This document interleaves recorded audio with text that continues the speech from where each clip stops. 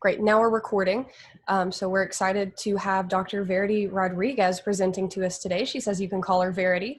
And Verity has some expertise on neurodiversity and mental health that we are going to learn from today. And then after hearing from her, we're going to have the opportunity to ask questions of our 3 autism self-advocate panelists. And I will be posing a few questions to start out, and then you guys can bring questions to the table if you have any.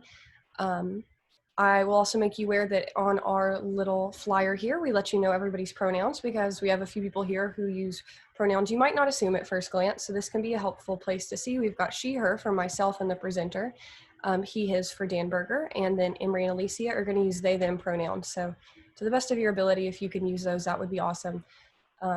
We will go on and hand it over. So I'll stop my screen share to Verity to present her slides. And if you have a pressing question in the middle of Verity's presentation, you can absolutely put it in the chat and we will address it immediately after the presentation, or she may be able to address it during the presentation.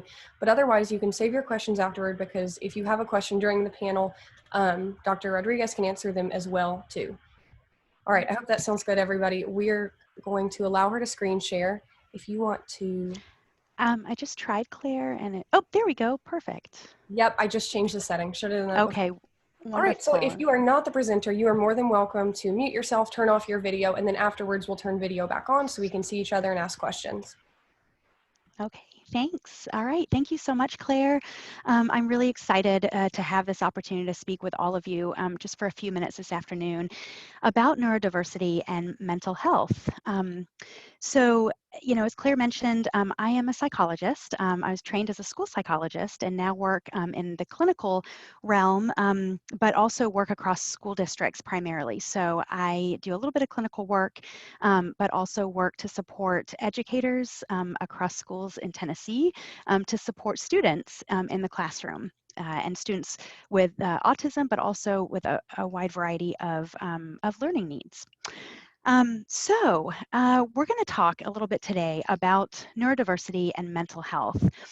And I think it's important that, you know, I don't feel like actually we can talk about mental health concerns, especially related to neurodiverse populations, without first discussing trauma, stress, you know, adverse childhood experiences, and how they impact all of us, every single person. We've all experienced an adverse childhood experience in some way, shape, or form, and especially for individuals from neurodiverse populations, I think this is very relevant and something that often is not discussed or addressed.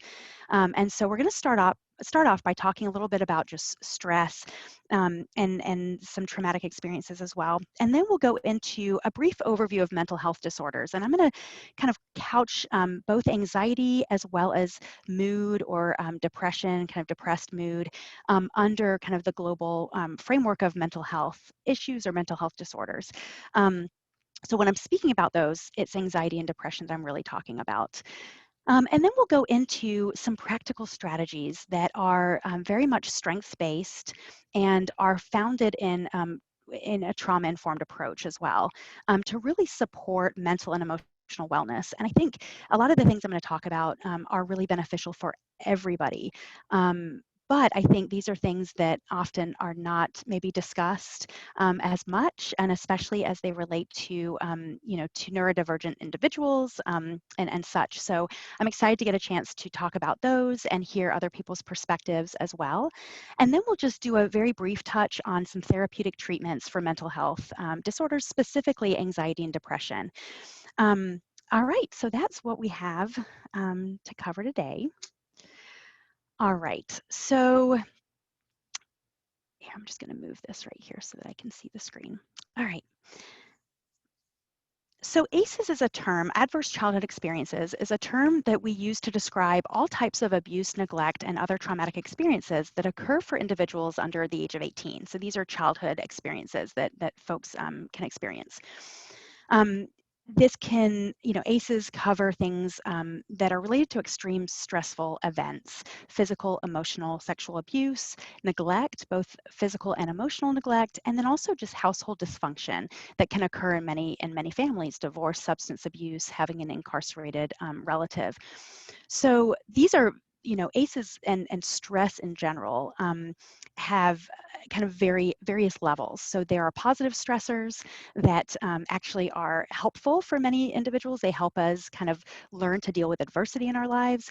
But then there are toxic stressors that over time, if we don't have the right mechanisms of support, either supportive, home lives or other folks in our kind of our environment that is supportive, or if we don't have those coping strategies that can help us kind of buffer those responses to stress, that can cause extreme significant impact in our mental, emotional, and well-being over time. So, ACEs is something that there's been quite a bit of research on since the first ACEs study in 1995 to 97, which was conducted in Southern California through Kaiser Permanente, where they looked at the impact of adverse childhood experiences on later health outcomes for adults.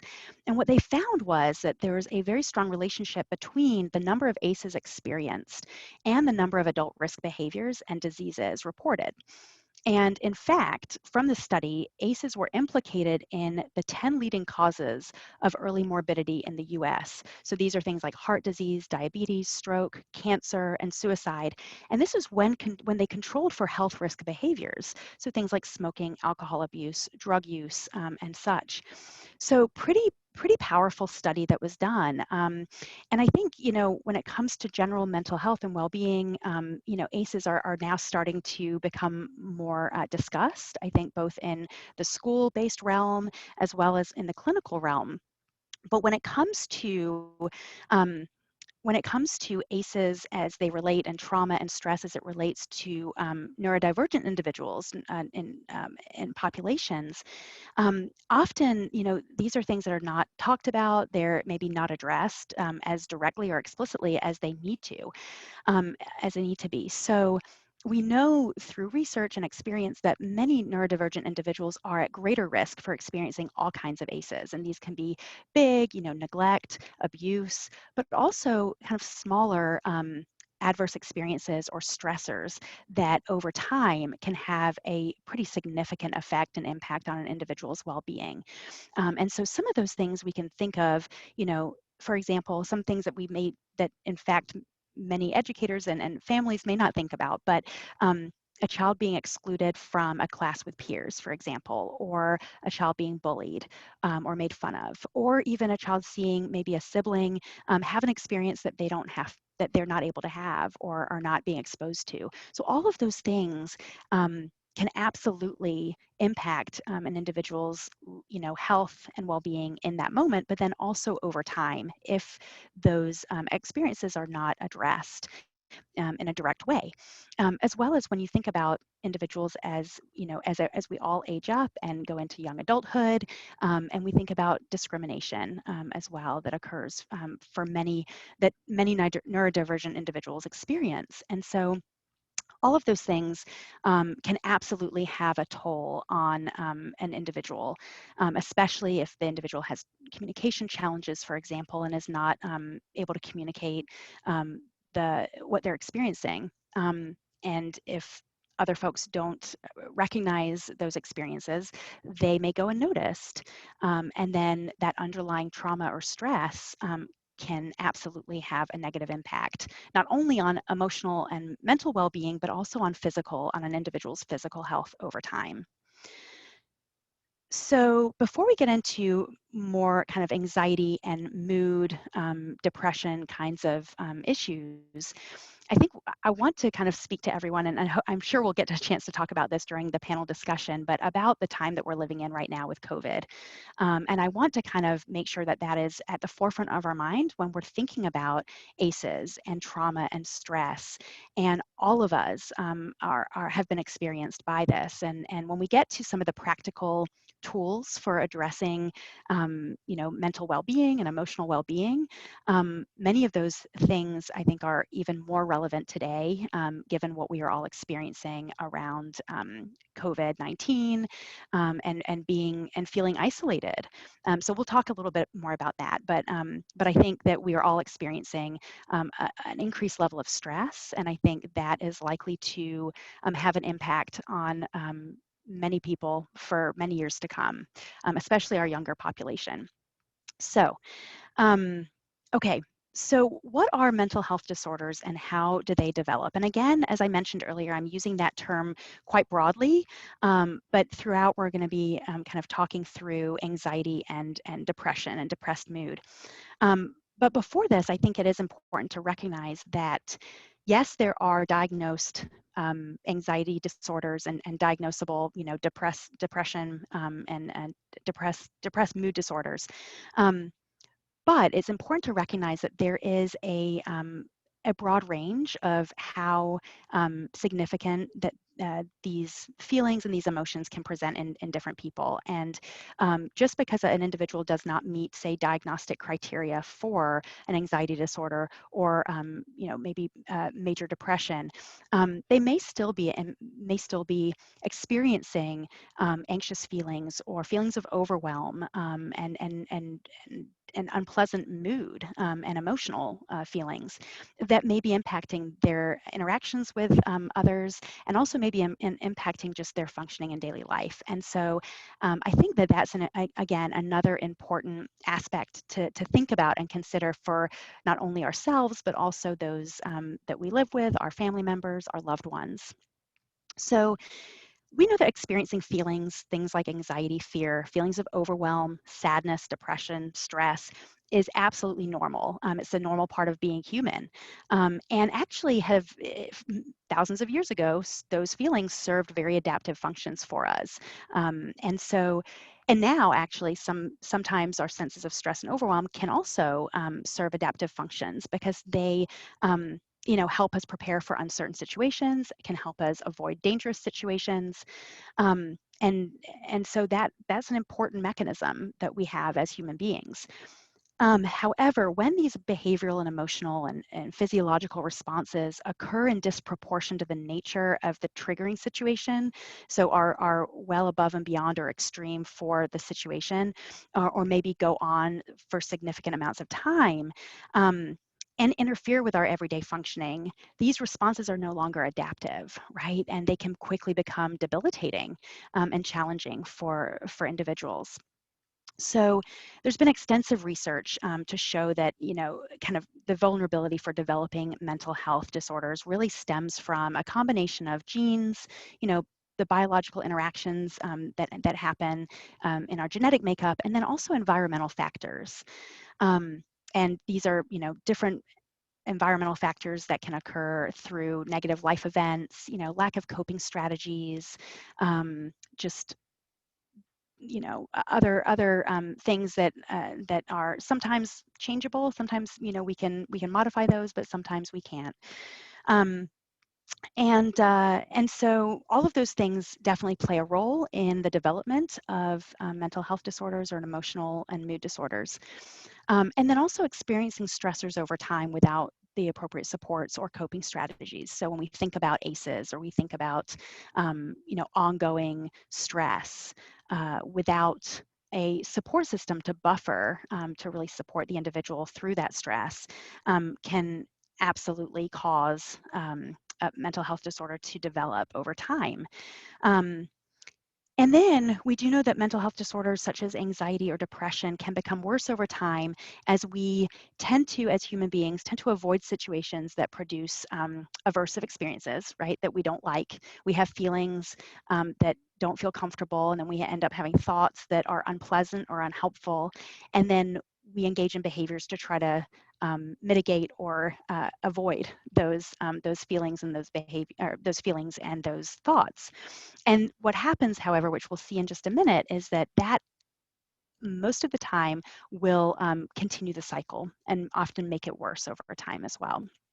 So what are the symptoms of mental health disorders? And honestly, when I think about, all of us have experienced some level of some level of unpleasant feelings, thoughts. It is part of being human, as I've mentioned, and I do want to normalize that.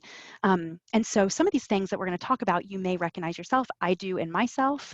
So when it comes to anxiety and depression, or just anxious feelings, depressed mood, or sadness, thoughts, often what we see is that we begin having a feeling, right? We have an unpleasant feeling, and maybe we then also feel that physiologically in our bodies.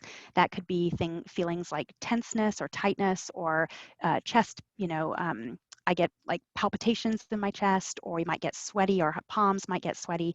And so often we'll have these physiological responses that go along with our feelings, of sadness or of despair, or, whatnot, fear, feelings just of overwhelm and stress.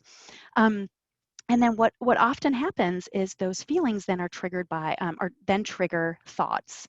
And our thoughts are often impacted by our feelings. So we may be in a stressful situation and may approach it maybe with more negative thoughts if we are feeling down, if we're feeling overwhelmed already.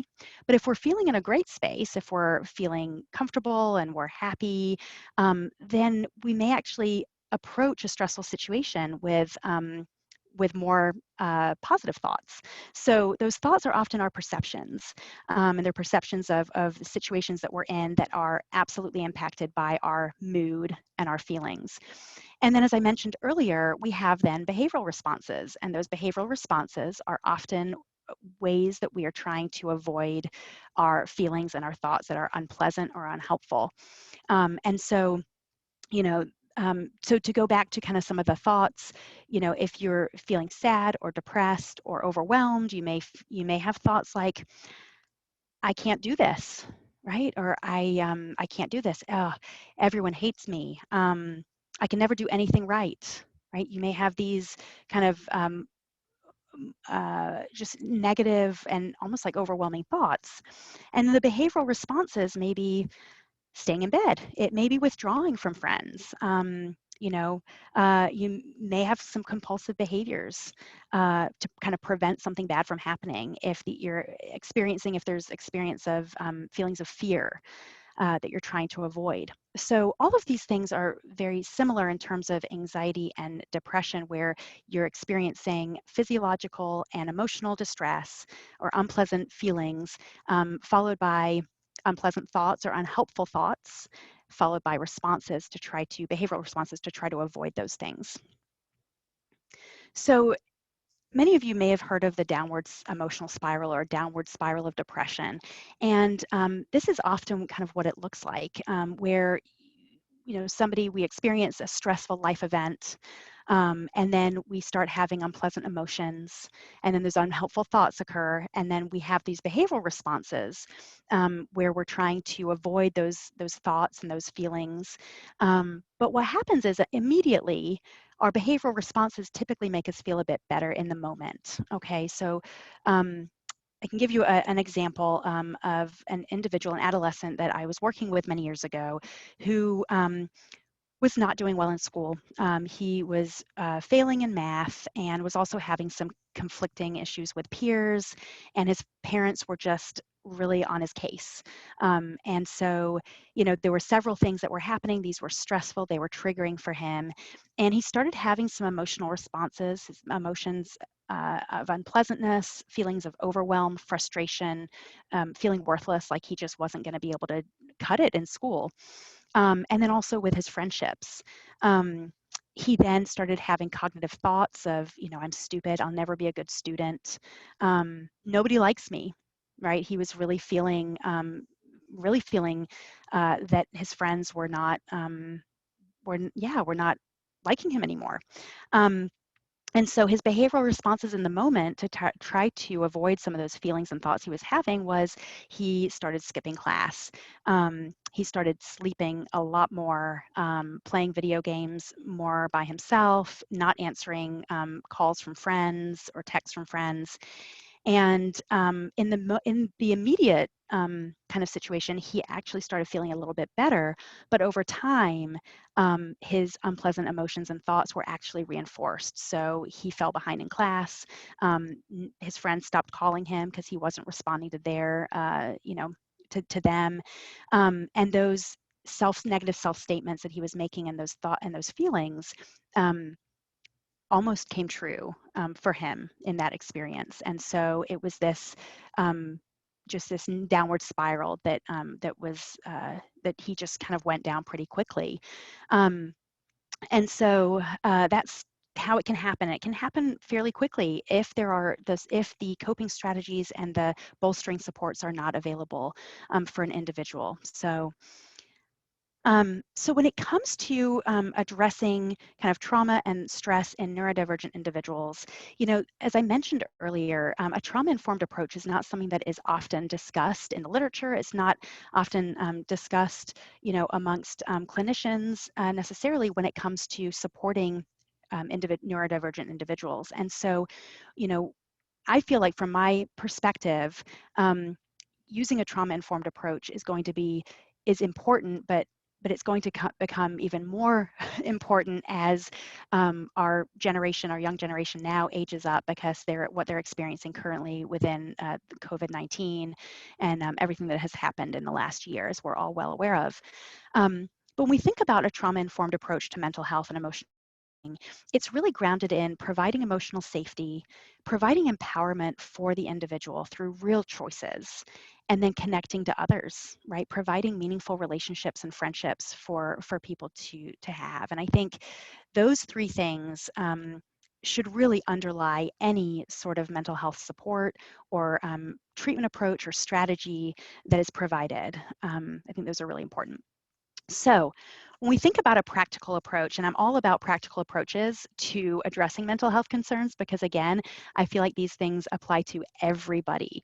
And so I think the more that we know and can recognize things that we can do in our daily lives, some easy, quick tips we can do to help bolster ourselves and to help support overall emotional well-being, I think the better off we're all going to be. At being able to address life stressors as they come. And I think especially for neurodivergent individuals, sometimes mental health concerns are not addressed in the way, sometimes they're overshadowed. Sometimes providers don't feel equipped to support individuals' mental health concerns. And that's something that I'm very passionate about and working on with clinicians and providers across Tennessee to try to help them gain the skills and feel confident in supporting all individuals with mental health concerns, but also supporting the well-being of all individuals. So in terms of some practical kind of daily tips and strategies for increasing emotional well-being, these are all things that we're well aware of, but even in my own daily life, I sometimes struggle to put these into practice. And I know, and I can tell you, my husband also knows when I'm not being consistent with some of my own kind of daily well-being strategies. So physical activity is something that, through the research, and we all know and have probably experienced at some point in time, that when we engage in physical activity, we just feel better. And there's neurobiological reasons for this, and then just, getting out into fresh air and all of those things that can really help improve mood over time. But physical activity is incredibly important for not only our physical health, but very much so for our emotional and mental health. Sleep hygiene is also something that is really critical, and sometimes I know that it can be challenging for folks for a number of different reasons. But making sure that we are staying off our phones and our tablets, within at least an hour or more before bedtime, and just making sure that we are getting a decent amount of sleep, whatever that means for us individually. But that's a really important piece to overall emotional well-being, as well as eating a well-balanced diet.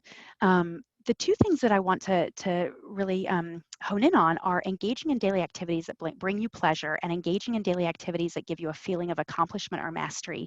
And these two things can, are research-based and can have a really significant impact on increasing mood over time. And these can be very, very little things. So feeling of accomplishment, I know for me, folding laundry and putting it away in my kids' drawers, that's something that actually gives me a huge sense of mastery and accomplishment. It could be doing the dishes, right? It could be making your bed in the morning. Just little things that we know we can't, that we can do. It's reasonable. And same with little things that can bring you pleasure. Being able to read an excerpt from a magazine or watch a YouTube video while drinking a cup of coffee in the morning. That's something that may bring you pleasure, that doesn't take a lot of time, and that's very manageable. And the more that we are able to infuse and incorporate these small activities throughout our day, the more the overall kind of sense of well-being we're going to feel. And so those things are things that I would definitely recommend.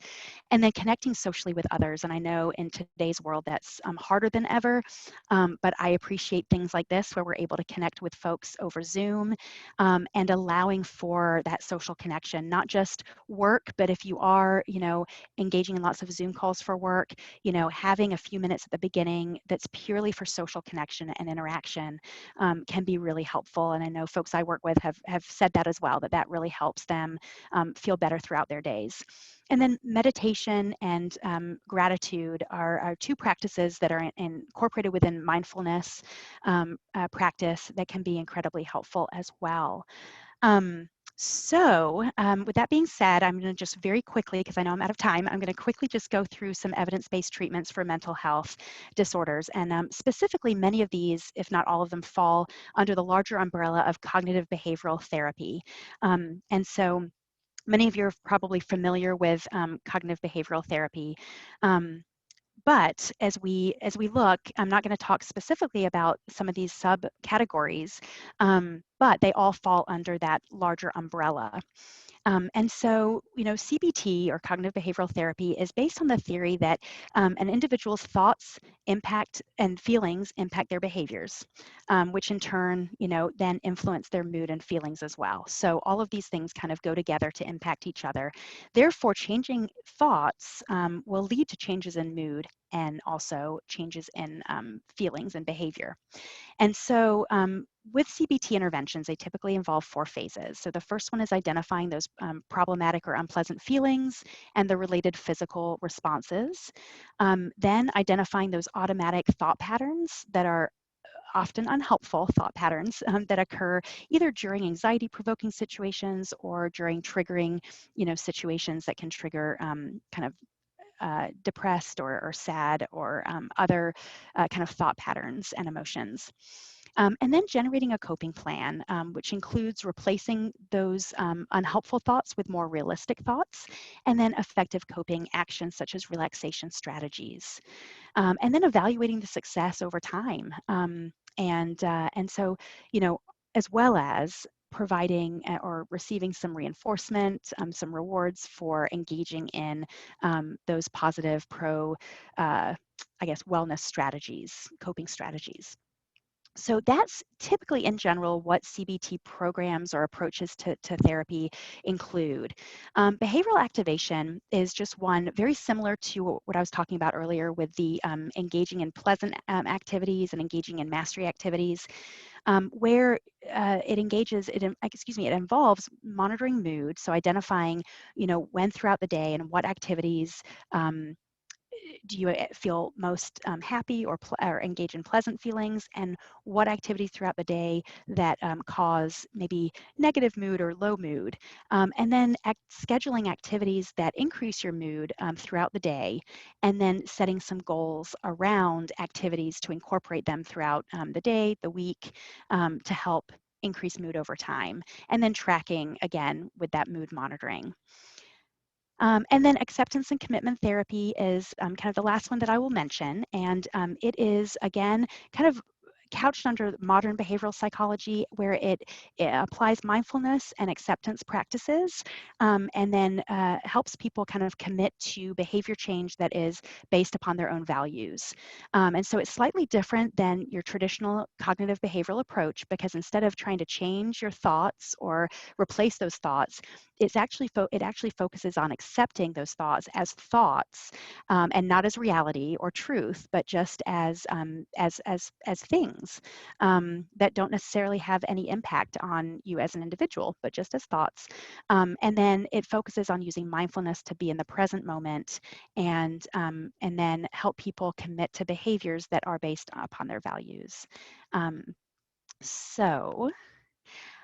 Before I end, I just want to give a plug to the Mental Health and Developmental Disabilities National Training Center. This is a phenomenal website, and it has just, I can't tell you, a ton of supports on there, as well as a blog and a lot of just stories from self-advocates and individuals who experience a variety of mental health challenges. So anyways, I just wanted to put a plug in for that. But that's all I have.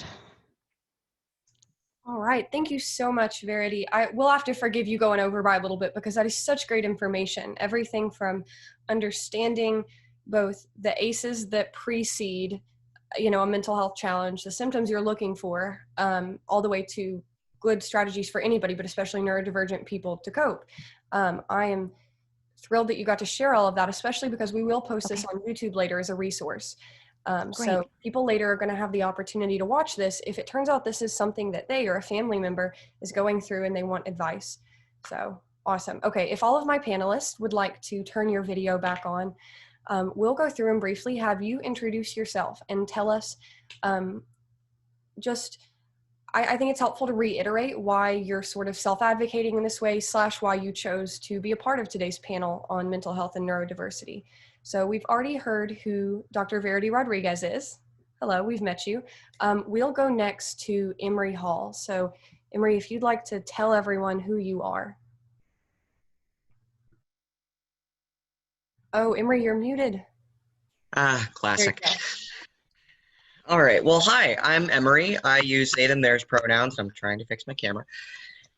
And I'm actually the vice president of the Vanderbilt Autism and Neurodiversity Alliance. So these topics are really in my wheelhouse. I myself have sort of struggled to figure out, kind of what's going on in my brain neurodivergence wise, but also I was diagnosed with an anxiety disorder a few years ago. So knowing a bit more about what kind of coping strategies might work for me seemed really helpful, at least on my end. But in terms of why I'm sort of advocating, before I found the group, I wasn't even diagnosed with autism. I didn't even really know what all could, like how all that could impact your life for better or for worse. And so in sort of the broader spectrum of neurodiversity, I've learned how it can appear, but also just how much I can have in common with other people, because I wasn't really, I didn't really have any friends before I found the group. And so advocacy has been kind of a way for me to get to know more about myself, but also to get to know more about people like me, and that I'm not completely alone in this. And I kind of hope to bring that sense of community to other people and showing what it can be. I love that. What a great background on both you and why you felt drawn to advocate. And FYI, guys, Emery has been an excellent vice president of VANA.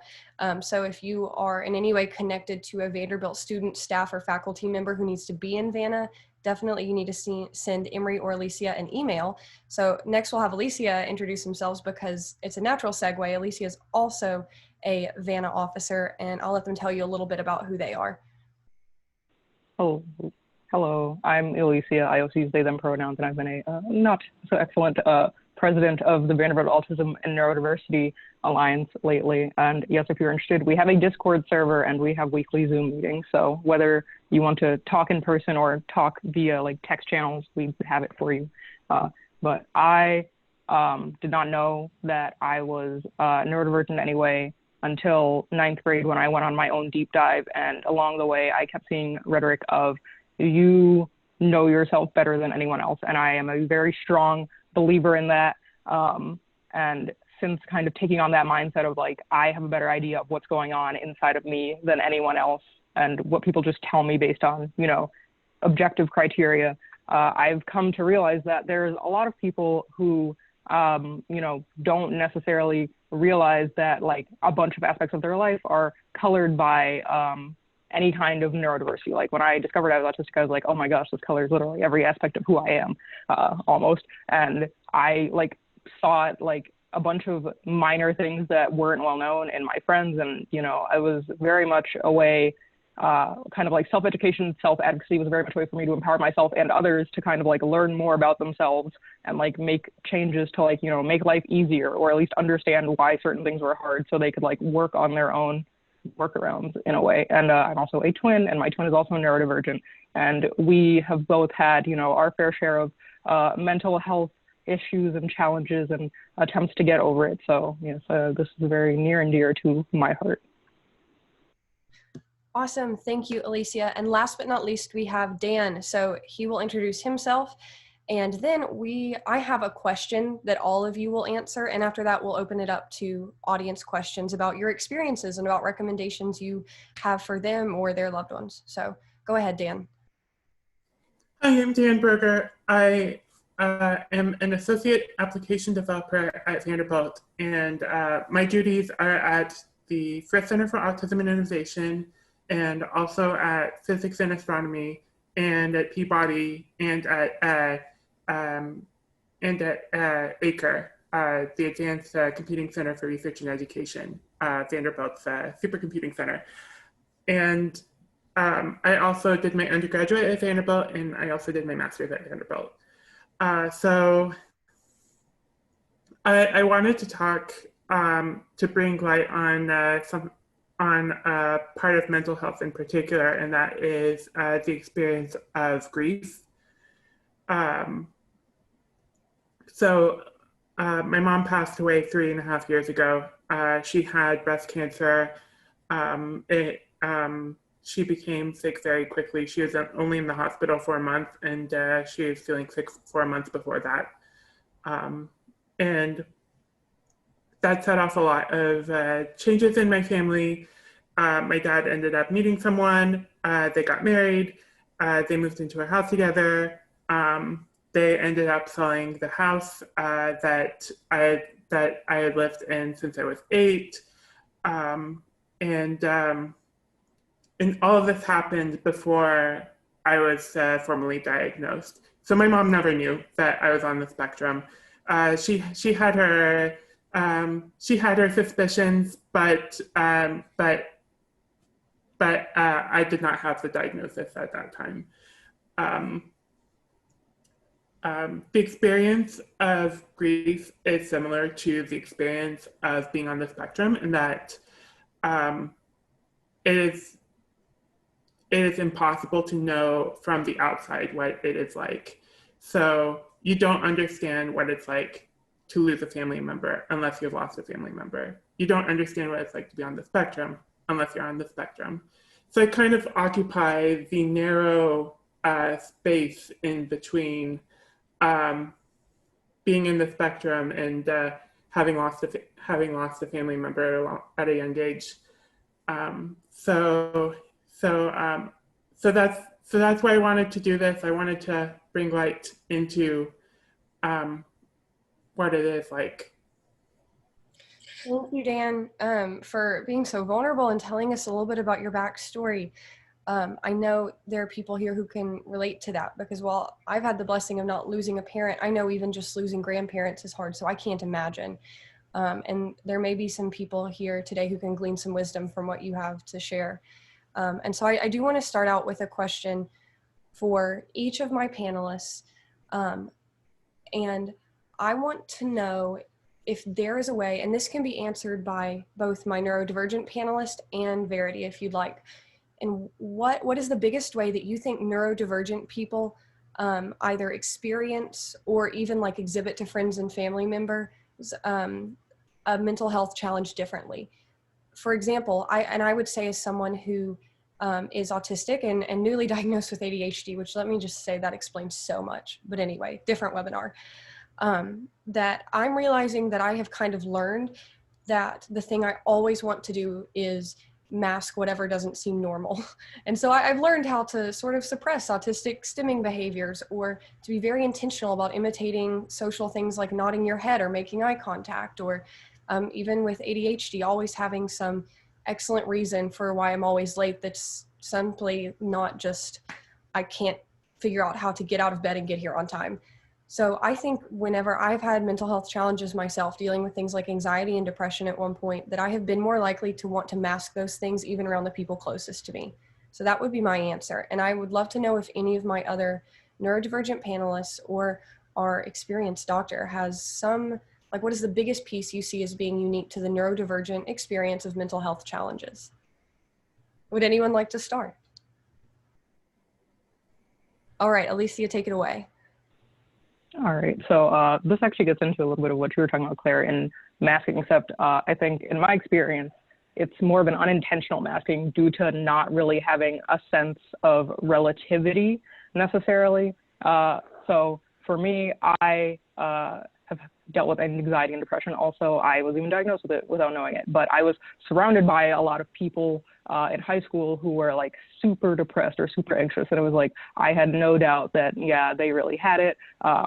And comparatively, I was like, I also had depression, but like comparatively, it didn't seem as bad as theirs. So I was thinking, oh, maybe this is just normal. And there are plenty of other things in my life where I've just been like, I've just had it for years and I just assumed it was a normal thing. So I just never brought it up because I was like, this must not be something that's special. Like I literally have like a chronic pain disorder, and I did not know until I think high school that it was not normal to just have pain in random parts of your body like regularly, like every day. And people are like, no, that's not normal at all. And I was like, well, I just thought it was. So I think even just knowing something is the kind of thing that should be talked about and brought up, I think is a really big example. And then also with relativity, kind of, I know there's a lot of scales out there that use numbers, or they'll be like a worst ever in your life is like the maximum of a scale. And I still very much struggle with those too. And I think that having scales like that kind of like assume everyone's coming from the same baseline, make it a lot harder for people to know if something is, you know, not typical. Yeah, well, and you know what's interesting as you bring that up, Elysia, is that a lot of autistic people and neurodivergent people broadly are also diagnosed with, I think I'm pronouncing this right, alexithymia, which would be difficulty identifying your own emotions and really knowing, like, I feel something, but what is it and where is it coming from and what do I do with it? And I could see that being a factor too, and people not seeing in themselves like, oh, these are, you know, very serious and valid feelings of depression. But no, like, I just feel something and it's bad, might more be the experience for someone who's neurodivergent. So anyway, thank you so much for your perspective. Emery, are you ready? Would you like to go? All right. I didn't have the word for it, but I was about to bring up the alexithymia thing. When I ask my brain how it's doing, it just gives me ah. That's it. I can tell from the tone whether it's a good ah or a bad ah, but there's nothing else. Like, is it a panicked? Is it a sad? I don't know. And I have so much trouble trying to articulate the way that I'm feeling to my own therapist.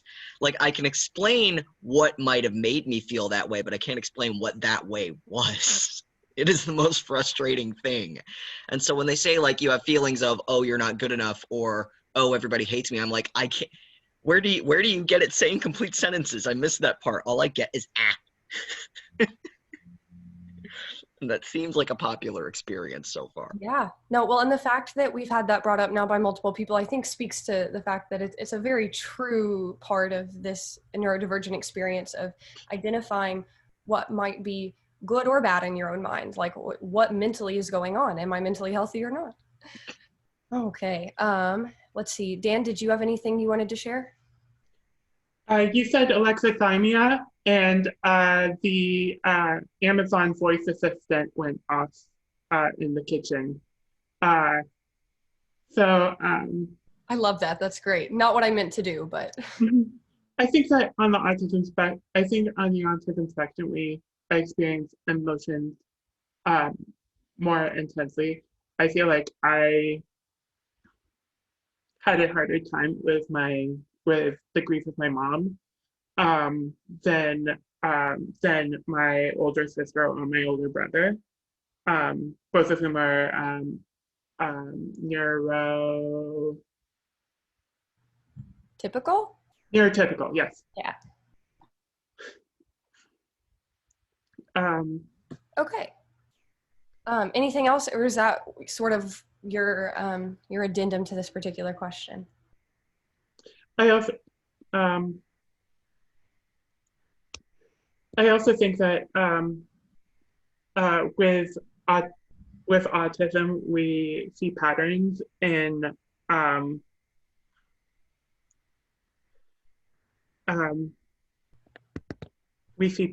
and the patterns kind of feed into the emotions.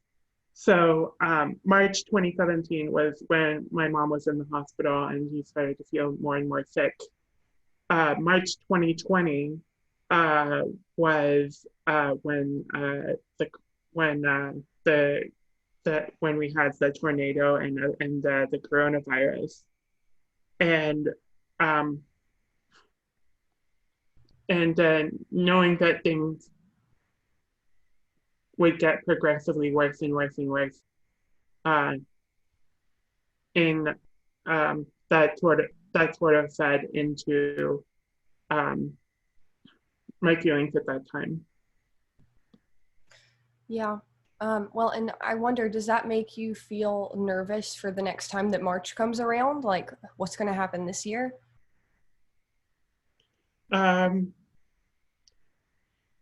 Pretty much, and even in March of 2018 and March of 2019, the two normal Marches, I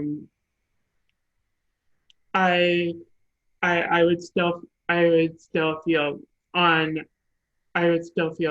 what happened on that year. So on this day, my mom got taken to the hospital. On this day, they started the chemo.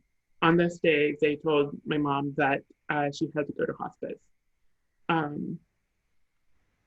So it's typical for people who experience grief to have emotions on the anniversary of the loss and on the anniversary of on the birthday of the person you've lost. So my mom's birthday was November 26th, which was Thanksgiving this year. And Thanksgiving was especially difficult because I didn't have anyone to go to, and because of the coronavirus, and it was my mom's birthday. Yeah, I can imagine all of that compounding into something that feels really, I don't know, unmanageable almost at that moment. And I guess I would love to hear, I'm kind of glad that we saved Verity for last. What is your thought on the unique part of the neurodiversity experience when it comes to managing your mental health and knowing when something's wrong? Yeah, I think that's such a great question, and all of you spoke so well and eloquently to your own experiences. And alexithymia is definitely something that, yes, that I've come across in the individuals that I've talked to and and worked with. And Emery, as you mentioned, I mean, the frustration around that, I can't imagine, right? Of just like, what? Like, I know I'm feeling it, but I don't have the words, right? The words to be able to describe that. But I think, what I've experienced, and I primarily work with providers across the state who provide supports to families and young children. And so what I have experienced that I feel can be very challenging for neurodivergent individuals is providers who don't have an understanding of neurodivergence and are really struggle to provide those therapies or services or support because, as you all know, anyone can benefit from therapy, from just being able to talk to someone, and regardless of your own neurodiversity, it can be a huge benefit. And there are a lot of providers out there who just don't feel equipped or feel comfortable, and that limits the number of providers that are out there to support to support neurodivergent individuals. And I think that to me is something I'm so passionate about, increasing just access to quality mental health care and therapy. I mean, I always say I'm a lifer when it comes to therapy. You know, I mean, it's, as soon as I went to my first therapy session, it was like, anywhere I move, I've got to find a therapist. That's like my primary care provider and my therapist. And so it's, you know, I feel like that's something that needs to be afforded to and accessible for all people, but particularly for neurodivergent individuals, where we know, given what we've talked about and given what you all have experienced, there, you know, sometimes those risk factors are greater, or there are more risk factors, right? So I think that's what I found to be I guess a challenge, or just a difference. Yeah. Yes, awesome. And I love to see the thread in every response that we got, because it shows that there really are some trends that are worth knowing about. And the last thing I'll add before we open up to audience questions is, and I had this thought, is that a lot of times I think when you're going through a mental health challenge, social support can be something that pulls you through it. And I have noticed that a lot of autistic adults, and myself included at one point, have very little in the way of friendships. And we may or may not have supportive families. There's not a lot you can do about that, but where other people tend to build a group of chosen friends from their social networks, their communities, we tend to have a little bit more difficulty doing that. So just another thought in terms of risk factors that can make this harder to get through. But let's see if anybody from our audience wants to throw a question in the chat, or if you'd prefer, you can turn off your microphone and ask it. We've got around 10 minutes, so we can do 2 or 3 questions if there's anything on y'all's mind that you'd like to hear from this group about.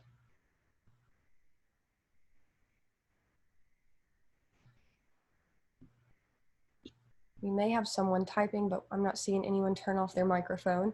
While we're waiting for anyone who's trying to type a question, did anyone have a piece of advice that they would want to share for someone who is not neurodivergent themselves, but is supporting a neurodivergent person, and primarily autistic people that are going through something incredibly hard? And that's not everyone has to answer that, but does anyone want to give a piece of advice?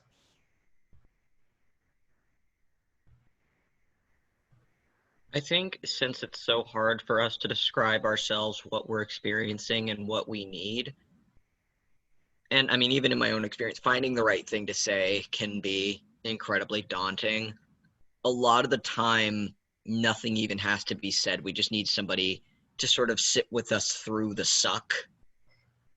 I don't know how else to articulate that, but just having someone who is there to sort of experience that unpleasantness with you often is enough for us to at least be able to sit through whatever inarticulable thing that we're going through. Yeah, well, and when it's expanded over time, like something incredibly challenging, like the loss of a parent, like that grief doesn't go away when you sit with someone for 6 minutes, 6 hours, 6 days. I think you're right. We need people who are willing to stick it out with us, even though our emotions may seem really intense over the long haul. Does anyone else want to add on that question? Because if so, go ahead. And if not, we'll move to the one that Janet shared in the chat. I will just add really quickly that sometimes I know people tend to think of exhaustion and tiredness and fatigue as very physical things, but for a lot of autistic people, it's also it's tied to like mental and cognitive and emotional things.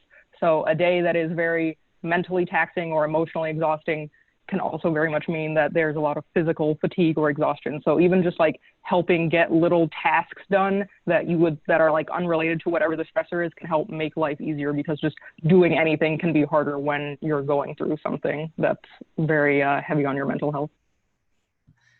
Wow, yes, so true. I'm going to second that one.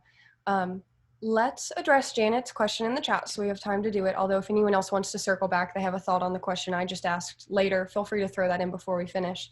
But what Janet wanted to ask was, who can or how can therapy be provided to someone who doesn't have a functional means of communication? So I imagine we're thinking here of people who are primarily non-speaking and perhaps alternative communication methods haven't worked for them.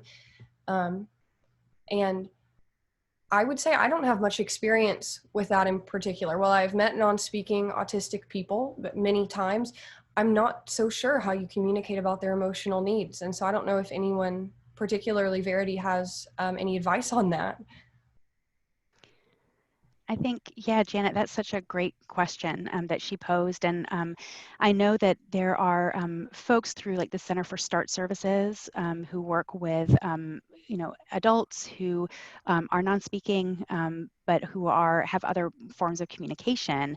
And I think it just varies. I think it becomes very individualized at that point. And honestly, that, I primarily work with, young children up through adolescence. And so I have very limited experience myself, but I think it becomes much more of an individualized approach at that point. And I think also recognizing that, there are ways that people communicate their emotions, not just through words, right? Behavior is a way of expressing emotion and a way of communicating that. And so I think making sure that, individuals who have experienced trauma, but who are also more severely impacted from a communication standpoint, is able to work with someone who understands that and kind of what their experience has been, to be able to support them, through things like building their adaptive skills and, being able to provide opportunities for leisure skills and just pleasurable, fun activities, which we know can elevate mood over time. And often individuals don't have the option or the choice, right, to be able to engage in some of those activities. Yeah, well, and it's interesting that you finished with that, because as you were talking, it occurred to me that I am familiar with at least one art therapy program that specifically is reaching out to non-speaking adults so that they feel like they can have a method of communicating their feelings or experiences to the world, even if it's not using words. So I imagine things like art and music therapy and talking to a family member about like, oh, you know this person best. How do they communicate their frustration? I bet that comes in key. And our next question in the chat from my mother. Hi, Laura Barnett. I think she's preparing for the future because Verity, she would like to know, how would you recommend friends and family support an autistic person if they do feel ongoing depression or anxiety? Wow, I'm hoping that does not happen to me again, but this is probably a good thing to know for everyone, right? If something continues to last long-term, what do you do over months or years? Yeah, absolutely. I mean, Laura, that's such a great question. And, and I think the first thing is recognizing some of those signs, right? We all have kind of signs that we can give out or provide that let folks know that we're experiencing something difficult. We're going through anxiety or depression, and especially if we have difficulty communicating those feelings, and maybe they're not going to come out in words. We all have things that we do, and it's going to look very different for everybody. So for whether it's an autistic individual or whether it's a neurotypical individual. I mean, I even have signs. I mean, I tell you, sometimes I can't figure, I don't know them inherently, but my husband will tell me, say, whoa, you're going down a spiral. I can tell. And, here, why don't you do some self-care, or what can I do for you? And just being able to, as a loved one, knowing some of those signs that the person is struggling at the moment, and reaching out, letting them know that you're there. As Emery, as you mentioned, sticking through I can't remember the word you used, it was great though, but sticking through like the grime, the tough parts, and letting that person know that you're there, as well as if you've noticed that there are strategies that the individual, the suck, thank you, I love it, I'm going to be using that, but if there's strategies that help your loved one, your autistic loved one, that you have seen like, oh, that really helps them feel better, try suggesting, in a kind, compassionate way, or helping to support them and engaging in those activities. And then, as Elysia mentioned, when things are tough and the suck is happening, try to take some things off that person's plate, to make life more manageable for them. So I don't know. I think it's going to depend. Everyone's different, but I think maybe those are some things that I would go to first. Absolutely. Well, and I really, again, I love this idea of helping someone manage these sort of executive functioning based tasks in their lives, because we know that neurodivergent people struggle with those. And if they're going through something challenging with their mental health, that's likely to get even harder. So, okay. So I had Elysia message me and say she has got another thought to add on to Janet's question. So I want to give them the opportunity to do that. And then what we're probably going to do is wrap up. I know we had one person join right at the end. I'm so sorry if you got the time zone change wrong, but this will be on YouTube later. So you and everyone else who isn't here will have the opportunity to watch. And let's go to Elysia for that last thought on Janet's question.